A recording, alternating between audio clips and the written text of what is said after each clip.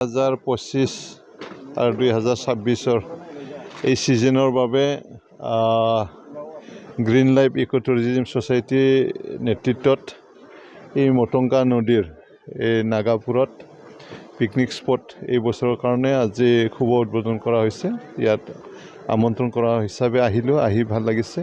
ইয়াত প্ৰাকৃতিক যিটো সৌন্দৰ্য, ইয়াত মানে ভূটানৰ পৰা বৈ অহা মটংকা নদী ইয়াত আছে, ইয়াত গছ-গছনি আছে, চৰাই চিৰিকটি ইয়াত আছে। গতিকে বহুত সুন্দৰ ঠাই। ইয়ালৈ ৰাইজে পিকনিক খাবলৈ বছৰে আহে আৰু এইবাৰো আহক। অহা দিনবোৰত যাতে এই অঞ্চলৰ মানে অৰ্থনীতিৰ দিশো যাতে অঞ্চলৰ ৰাইজেও যাতে ইয়াতে বেপাৰ বাণিজ্য কৰি খাব পাৰে আৰু পিকনিক খাবৰ কাৰণে বহুত ধুনীয়া ঠাই। গতিকে সকলোকে আমন্ত্ৰণ কৰিছোঁ, পিকনিক খাবলৈ আহক। পাছত দেখা যায় বনভোজৰ বতৰত আচলতে যথেষ্ট সংখ্যক লোকে বনভোজৰ নামত কিছুলোকে উদ্ভণ্ডালিও কৰে, চৰকাৰৰ এছঅ'পিসমূহ মানি নচলে।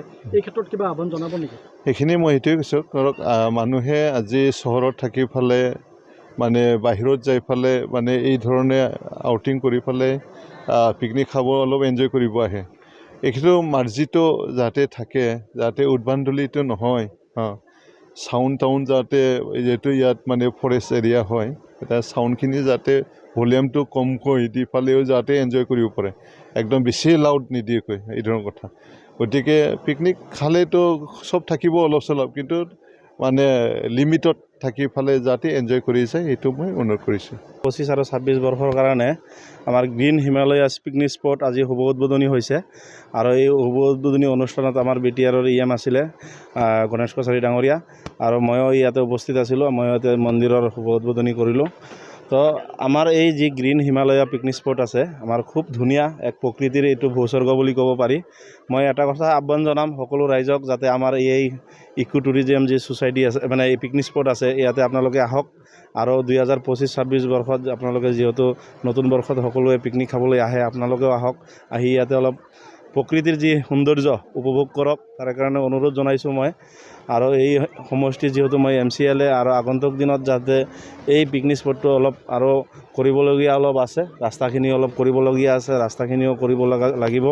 আৰু মই এটা অনুৰোধ জনাম, পিকনিক স্পটৰ যি আমাৰ বিষয় বিভাগত আছে, NGO আছে ইয়াতে, এই NGOসকলক অনুৰোধ জনাম যাতে যিসকল টুৰিষ্ট বা যিসকলে ইয়াতে পিকনিক খাবলৈ আহিব, আনন্দ কৰিবলৈ আহিব, তেখেতসকলে যাতে কোনো অসুবিধা নাপায়, সিহঁতে যাতে সুবিধা পায়, সকলো দিশৰ পৰা যাতে সুবিধা পায়, তাৰ কাৰণে মই NGOৰ আমাৰ যে বন্ধুসকল আছে তেখেতসকলক মই অনুৰোধ জনাইছোঁ। আৰু বাকী আমাৰ কিছুমান যাতে খোৱা পানীৰ সুবিধা হয়, টয়লেটৰ ব্যৱস্থা থাকে, তেনেকুৱা ধৰণৰ আগন্তুক দিনত আমি যিখিনি কৰিব লাগে, এইখিনি টুৰিজিম মানে আমাৰ যি ইকো টুৰিজিম যি আমাৰ NGO আছে বা তেখেতসকলৰ লগত আলোচনা কৰি আগন্তুক দিনত এইখিনি আমি কৰি দিম। পিকনিক বুলি ক'লে অলপ ফূৰ্তি আনন্দ কৰিবলৈ আহে। তো আনন্দটো আনন্দ হৈ থাকিব লাগে, তাতে এইটো বিপৰীত ফালে নাযায়, মানে এইটোত মানে দুৰ্ঘটনা নহয় বা তেনেকুৱা ধৰণৰ পৰিৱেশ নহয়। যিহেতু সকলোৱে আশা কৰি আহে যে ইয়াতে পিকনিক খাব, নতুন বছৰ পিকনিক খাবলৈ যাম, নতুন জেগা এটা যাম। তো ইয়াতে অহাৰ পিছত মানুহে অলপ যিহেতু পিকনিক বুলি ক'লে অলপ কিছুমান বস্তু খায়, ইয়াতে খোৱাৰ পিছত যোৱাৰ সময়ত অলপ উদ্ভণ্ডালি হয় বা গাড়ী এক্সিডেণ্ট হয়।